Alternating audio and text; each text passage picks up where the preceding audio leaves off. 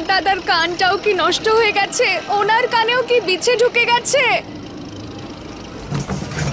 হে ভগবান, যদি আমি না এখান থেকে বেরোতে পারি তাহলে আমি এই বাক্সগুলোর মতোই চ্যাপ্টা হয়ে যাব। আমি কি করে বেরোবো এর মধ্যে থেকে? বাঁচাও ও দাদা,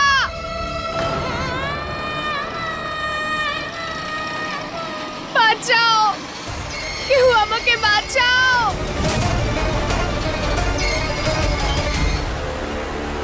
এখানে কটা আরো বস্তা ছিল, সেগুলো কোথায় গেল? হয়তো কাজের লোকেরা ভুল করে পুরনো জিনিসপত্রের সাথে বস্তাটাকেও ট্রাকে তুলে দিয়েছে।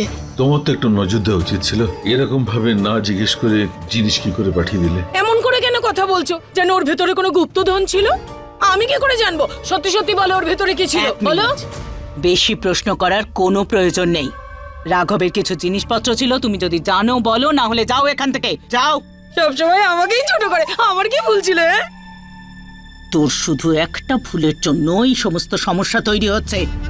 দেখ রাঘব, আমি কিচ্ছু জানি না, কেউ যেন কিচ্ছু জানতে না পারে। চাইলে শহরের সমস্ত লোহালক করে দোকান খোঁজ, এক একটা ডাস্টবিন খোঁজ, বা কবরখানা খুঁড়ে দেখ, আমার ওই বস্তাটা চাই, বুঝলি? হ্যাঁ দিদি। কি সমস্যায় ফাঁসলাম আমি।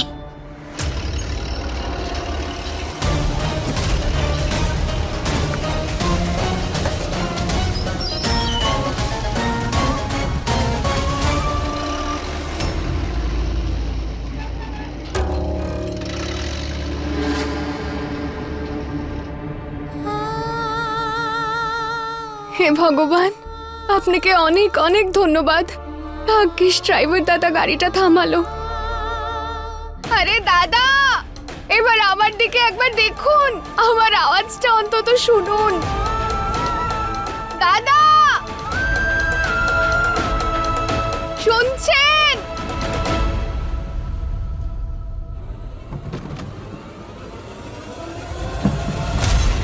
হে ভগবান, মনে হচ্ছে ওইভাবে শুনতে পাবে না। আমাকে এই দড়িটা খুলতে হবে যাতে আমি এর মধ্যে থেকে আওয়াজ করতে পারি।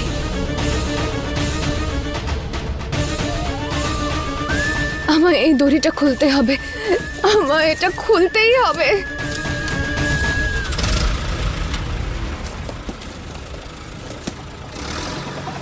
এই ড্রাইভার তো আবার গাড়ি চালাতে শুরু করে দিল।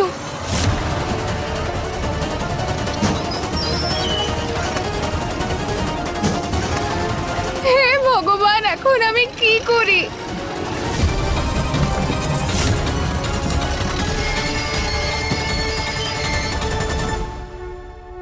এখন তো গয়না এই বাড়ি থেকে চলে গেছে, তাই আয়ুষ্মান আর আমার মধ্যে ওকে নিয়ে আর কোনো ঝগড়া হবে না। তাই আজ আমি একদম শান্তিতে আরতি করব আপনার।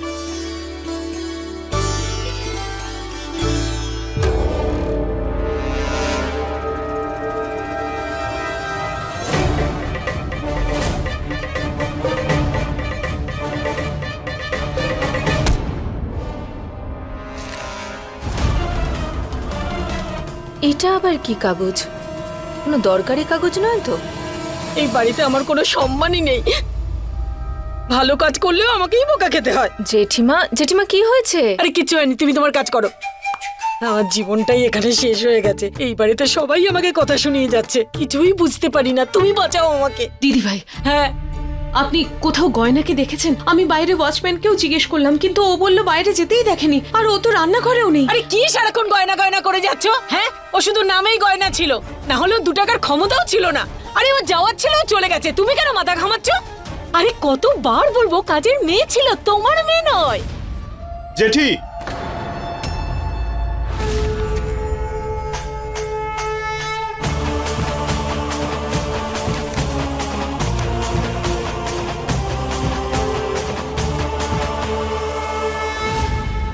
তোমাকে আমি কতবার বলেছি মায়ের সামনে তিন্নির বিষয় কথা বলবে না।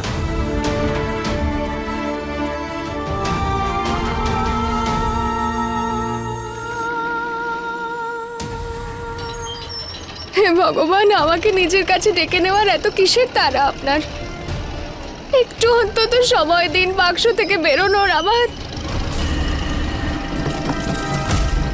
আরে সবে মাত্র তো ডাক্তারবাবুর সঙ্গে আমার প্রেম কাহিনী শুরু হয়েছিল। ওনাকে তো কত ভালোবাসা দেওয়ার ছিল, খুশি করার ছিল, নিজের স্ত্রীর ধর্ম পালন করার ছিল,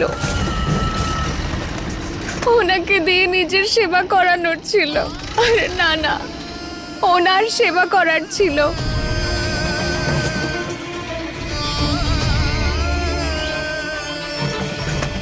হে ভগবান, এখন আর আমার বাচ্চাটা অসম্ভব। মনে হচ্ছে আজ এখানে আমার সমাপ্তি। আরে আমি তো চলে যেতে যেতে ডাক্তারবাবুর সাথে একবার দেখাও করতে পারলাম না, আর না মাকে দেখতে পেলাম। হে ভগবান, পরের জন্মে আমাকে ডাক্তারবাবুর স্ত্রী বানিও, কিন্তু সেইবার আর জোর করে বিয়ে দিও না, বরং ওনার মনে আমার জন্য একটু ভালোবাসা দিও। আসলে এই জন্মে আমার ভালোবাসা অসম্পূর্ণ রয়ে গেল না, আর পুরো সময়টাই ঝগড়া করে চলে গেল আমাদের। ডাক্তারবাবু, আমি চলে যাচ্ছি, আমি চলে যাচ্ছি। ডাক্তারবাবু,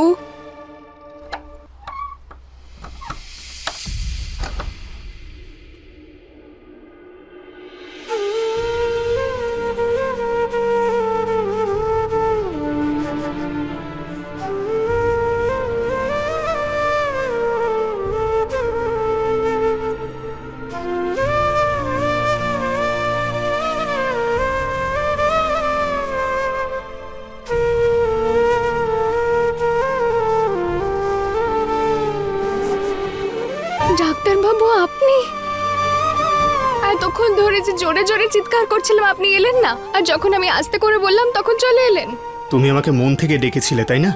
আর মন থেকে ডাকা আওয়াজ তো মনে পৌঁছেই যায়।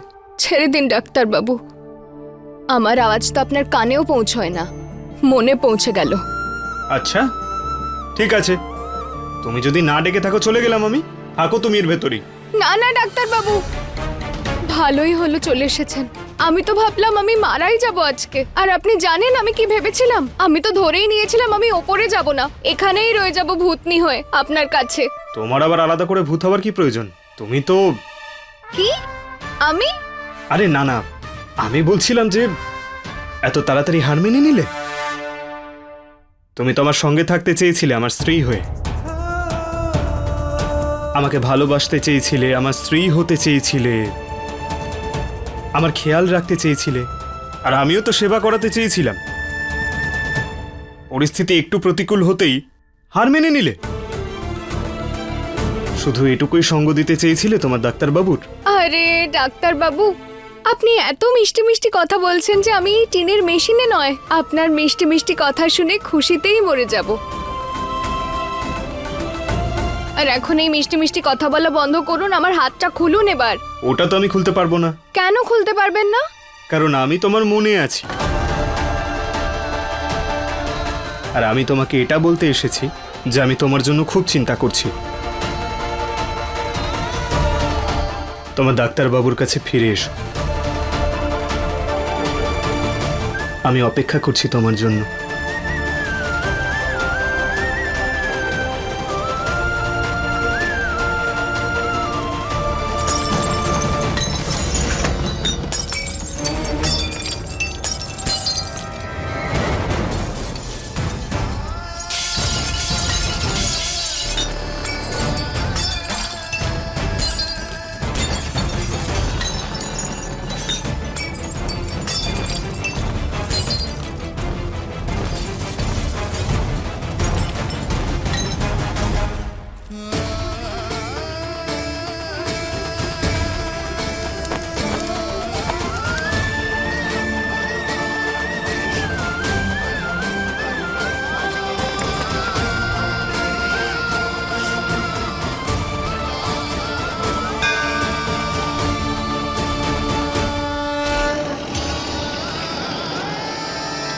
না, আমি হার মানতে পারবো না।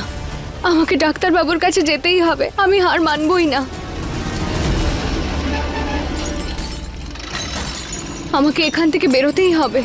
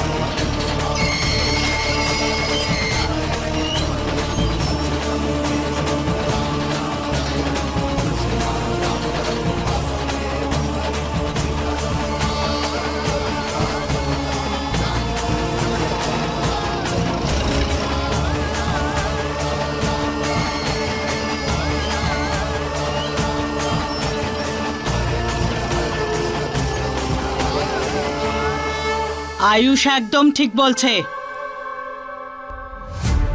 বারবার তিন্নির কথা বলার কোনো প্রয়োজন নেই বড় বৌমা।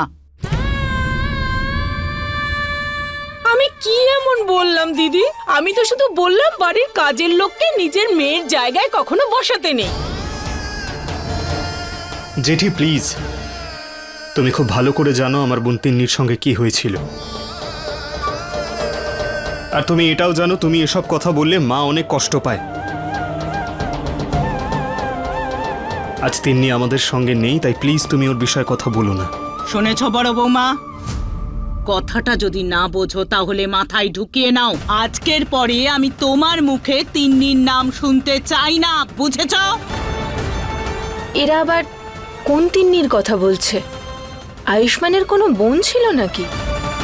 আমি কিছু করি আর না করি সব কথাতেই আমাকেই কথা শুনতে হয়। ঠিকই তো, আমার কাছে যখন টাকা নেই আমায় তো কথা শুনতেই হবে। দিদি আমি তোমায় বলে রাখছি, আমার সঙ্গে খুব অন্যায় হচ্ছে, খুব অন্যায়। কেউ গরিবের কথা শোনেই না, তোমরা সবাই মিলে আমায় পাগল করে দেবে। যখনই দেখো আমায় শুধু কথাই শোনাও। তুমি চলো মা।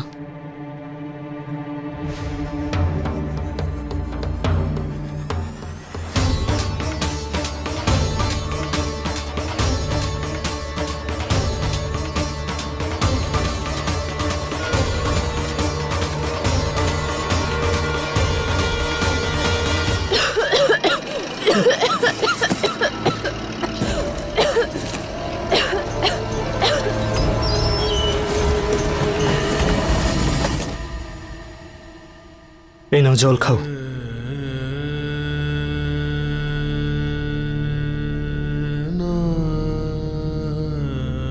মা এত ভেবো না, আমি জানি তুমি বোনকে খুব মিস করো।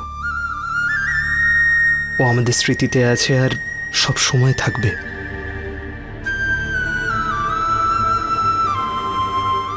আয়ুষ্মান, তোমার কোনো বোন ছিল নাকি?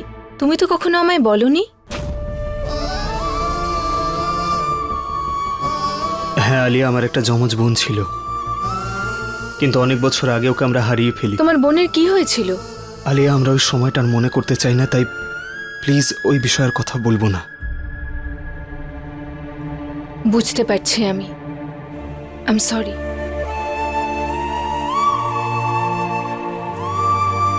আয়ুষ, আমরা কি ওখানে যেতে পারি?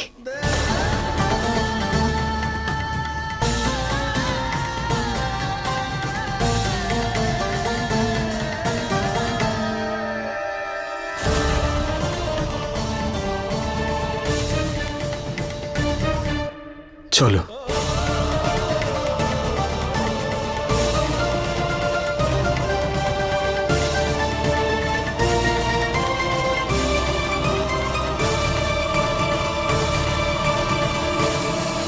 কেউ আছেন? কেউ আছেন? আমাকে সাহায্য করুন। কেউ আছে এখানে? আমায় কেউ সাহায্য করুন।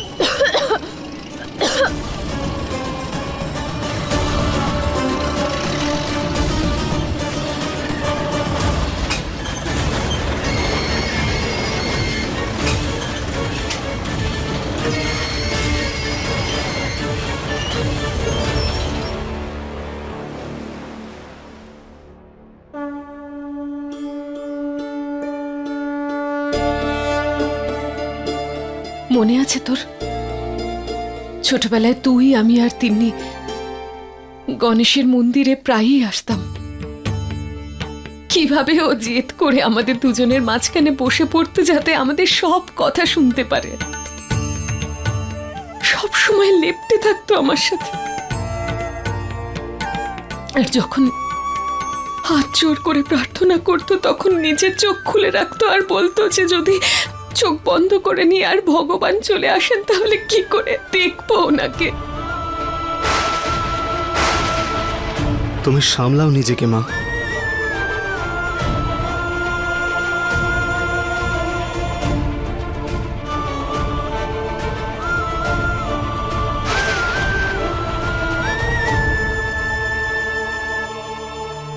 মা চলো, আমরা যাই এখন এখান থেকে। তুমি এখানে যতক্ষণ থাকবে ততক্ষণ তোমার কষ্ট হবে, জোরে বৃষ্টিও আসবে।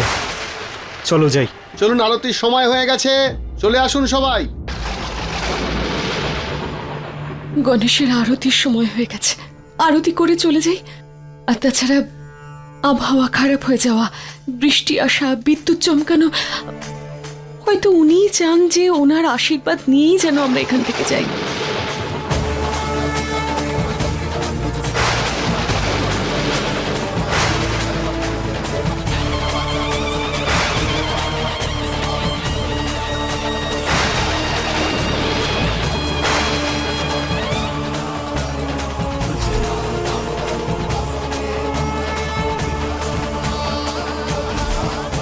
আমি জানি তুমি আমার উপর রাগ করে চলে গেছো গয়না, কিন্তু আমি কোনো দিন তোমার খারাপ চাইনি।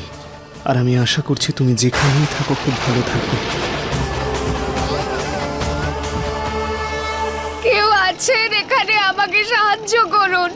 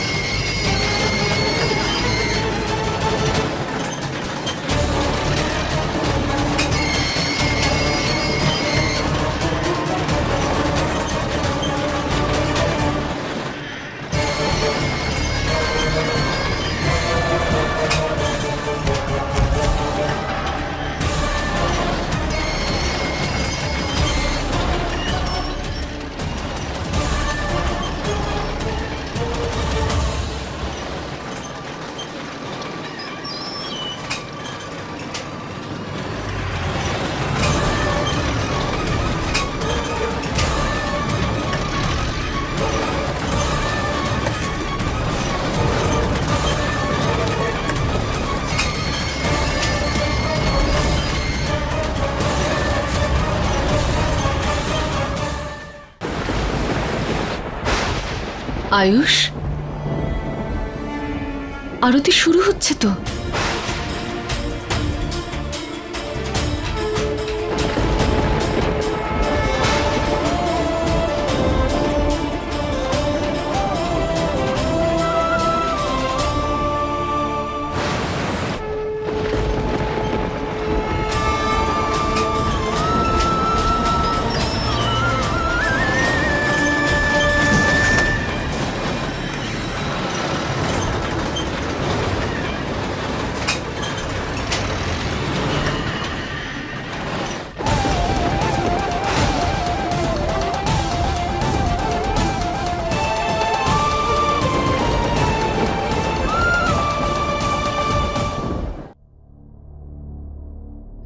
ভগবান, আপনি আমাকে সাহায্য করুন। এখন এই কঠিন পরিস্থিতি থেকে আপনিই আমাকে উদ্ধার করতে পারেন।